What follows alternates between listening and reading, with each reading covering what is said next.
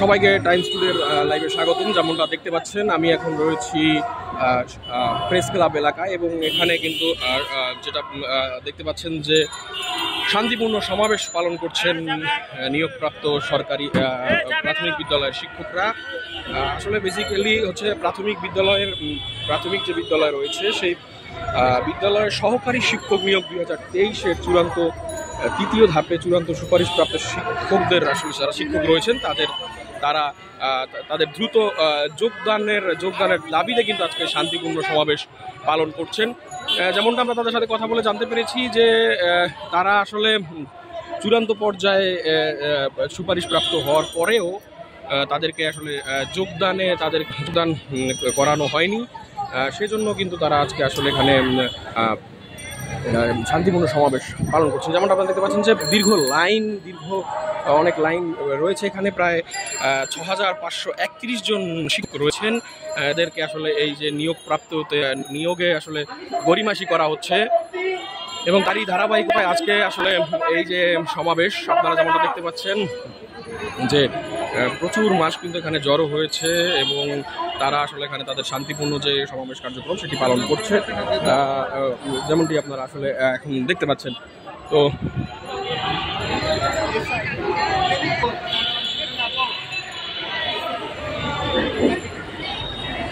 এখানে প্রচুর মানুষ এসেছেন, যেটা বললাম যে 6531 জন আসলে শিক্ষক নিয়োগের ব্যাপারটা যেটা রয়েছে সেটাতে আসলে গড়িমাসি করা হচ্ছে, সেই জন্য তারা আজকে এই শান্তিপূর্ণ সমাবেশ কার্যক্রম পরিচালনা করছেন। আমরা তাদের সাথে কথা বলার চেষ্টা করব, জানার চেষ্টা করব যে আসলে কি কারণে তারা এখানে দাঁড়িয়েছেন। আচ্ছা আপু, আমরা যদি একটু আপনার সাথে কথা বলি, আজকে কি কারণে আপনারা এখানে দাঁড়িয়েছেন একটু যদি বলতেন।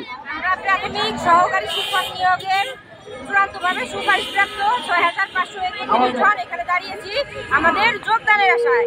5ই ডিসেম্বর আমাদের যোগদানের তারিখ ছিল, কিন্তু কোনো কারণে আমাদের যোগদান স্থগিত করা হয়েছে। কেন করেছে, কি কারণে করেছে আমরা জানতে চাই না, আমরা দ্রুত যোগদান চাই। আমাদের জনপ্রশাসন মন্ত্রণালয়, আইন মন্ত্রণালয় এবং প্রাথমিক ও গণশিক্ষা মন্ত্রণালয়ের 3 মন্ত্রণালয়ের সুপারিশ ক্রমে আমাদের চূড়ান্তভাবে সিলেক্টেড করা হয়েছে।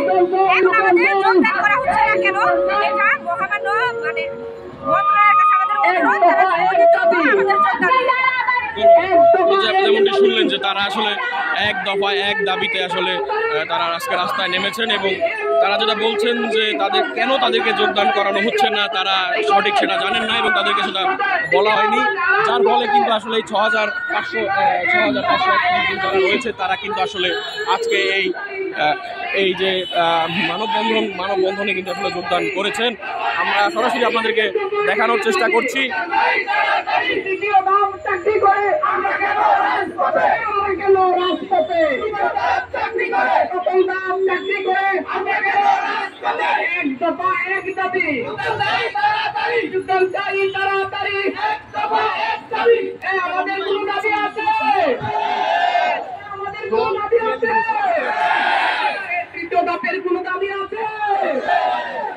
যেমনটা আপনারা দেখতে পাচ্ছেন যে প্রেস ক্লাবের সামনে কিন্তু আজকে প্রচুর ভিড়।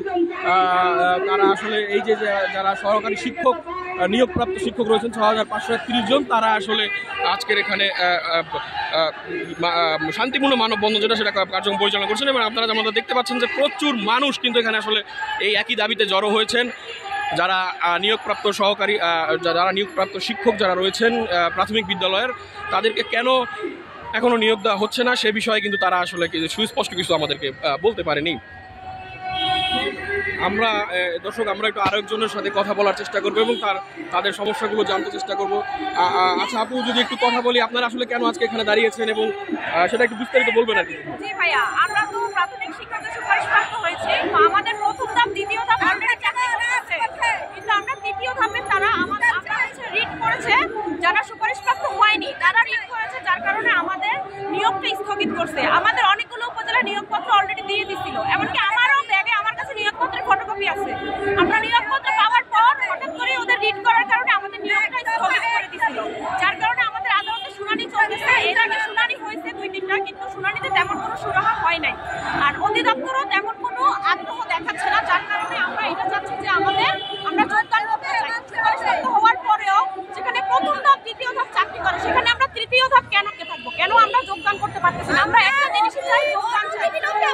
ঊর্ধ্বতন কোনো কর্তৃপক্ষের সাথে আপনাদের কোনো কথা হয়েছে কিনা, কোনো আপডেট আছে কিনা? সমন্বয়ক আমাদের পক্ষ থেকে তারা অধিদপ্তরে গিয়েছে, অধিদপ্তরে যোগাযোগ করেছে এবং তারা অনেক দৌড়াদৌড়ি করতেছে, কিন্তু তেমন কোনো সুরাহা হচ্ছে না। আমাদের আগামীকাল তো একটা শুনানি আছে, সেজন্যই আমার মানববন্ধন, যাতে আমরা অতি সত্বর আমাদের যোগদানটা নিশ্চিত করতে পারি। কারণ অনেকগুলো উপজেলাতে আমরা নিয়োগপত্র পেয়েছি, আমার সাথে আমার নিয়োগপত্রের ফটোকপি আছে অলরেডি। নিয়োগপত্র পাওয়ার পরেও আমরা চাকরিতে ভাইয়া যোগদান করতে পারতেছি না। তো আমরা এটাই চাই যে আমরা 6531 জন, 6531টা পরিবার, আমরা যে পরিমাণ কষ্টের মধ্যে আছি, আমাদের যে পরিমাণ যন্ত্রণার মধ্যে আছি, আমরা শুধু যোগদান চাই, আর কিছুই চাই না। যেখানে আমাদের আগের প্রথম ধাপ, দ্বিতীয় ধাপ চাকরি করতেছে অলরেডি, সেখানে আমরা তৃতীয় ধাপ কেন কষ্ট করব? কেন আমরা আমাদের যোগদান করতে পারতেছি না? আমরা শুধু যোগদান করতে চাই, আর কিছুই চাই না। আমরা কারো বিরোধিতা করতেছি না, আমরা কারো বিপক্ষে নাই, আমরা শুধু চাই আমরা যোগদান করতে চাই, আর কিছুই চাই না। যেমনটি আপনারা শুনতে পেলেন যে তারা প্রথম ধাপ দ্বিতীয় ধাপ কিন্তু আমরা আরেকজনের সাথে কথা বলার চেষ্টা করব। জি বলেন। আমরা চূড়ান্ত সুপারিশপ্রাপ্ত হওয়ার পরেও আমরা কেন এই যন্ত্রণা সহ্য করব? আমরা আমাদের এখন রাজপথে কেন আসতে হবে? আমরা তো এখন থাকার কথা স্কুলে কুমারময়ী শিশুদের সাথে, আমরা কেন রাজপথে আসবো? আমাদের শুধু একটাই দাবি, আমাদের অতি দ্রুত যত তাড়াতাড়ি সম্ভব আমাদের যাতে যোগদান হয়। আমাদের আর কোনো দাবি নেই, কারো বিপক্ষে আমাদের কোনো কিছু নাই। আমরা শুধু দাবি একটাই, আমরা শুধু সুপারিশপ্রাপ্ত হয়েছি, আমরা নিজেরা সুপারিশপ্রাপ্ত হই না, অধিদপ্তর আমাদের সুপারিশপ্রাপ্ত করছে। তো আমরা কেন এই আইনি জটিলতা সহ্য করবো? আমাদের এই নিয়োগের ক্ষেত্রে আইন মন্ত্রণালয়, জনপ্রশাসন মন্ত্রণালয়ের কাছ থেকে পুরা মতামত নিয়েই আমাদেরকে চূড়ান্ত সুপারিশপ্রাপ্ত নিয়োগ দিচ্ছে। তখন আমরা কেন এখন এভাবে হেয় প্রতিপন্ন হবো? আমাদের শুধু দাবি একটাই, আমরা চূড়ান্ত যোগদান চাই, এইটাই আমাদের দাবি। ধন্যবাদ। জি আপনার সাথে একটু কথা বলবো। আসলে আপনি কোনো কর্তৃপক্ষের কাছ থেকে তাহলে পরবর্তী আপনাদের কি কি পদক্ষেপ থাকতে পারে একটু যদি বলতেন। আমাদের কোনো পরবর্তী স্টেপ নাই, আমরা যোগদান চাই, আমরা যোগদানের জন্য রাজপথে আসছি, আমরা যোগদান চাই, আমরা যোগদান নিয়ে ঘরে ফিরবো, আমরা রাজপথে নামতে দিয়ে যোগদান নিয়ে ঘরে ফিরবো। আমাদের সাথে একই সাথে তিনটা ধাপের মধ্যে দুইটা ধাপে চাকরি করতেছে না, আমরা কেন বঞ্চিত হব? দর্শক যেমনটা আপনারা শুনতে পেলেন যে আসলে তিনটে ব্যাচের মধ্যে আসলে দুটো ব্যাচ অলরেডি চাকরি করতেছে, তাদেরকে কেন এরকম করা হচ্ছে, তাদের সাথে কেন এরকম করা হচ্ছে সে বিষয়ে আসলে তারা জানেন না, এবং তারা যেটা বলছেন যে তাদের পরবর্তী পদক্ষেপ সম্পর্কে তাদের তেমন কোনো ধারণা নেই।